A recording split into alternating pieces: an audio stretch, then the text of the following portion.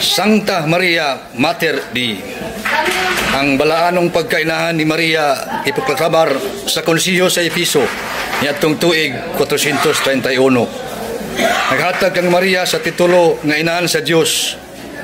Kay diha ni Kristo adunay duha ka kinaiya, usa ka balaan ug usa ka tawhanon, apan usa lamang ka persona.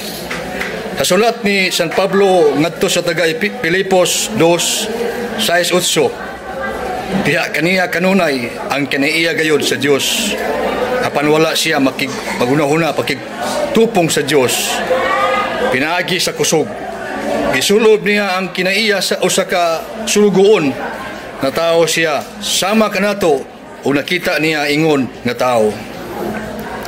Nagpaubos siya o nagbasinugtanon hangtod sa kamatayon sa cross. Amen.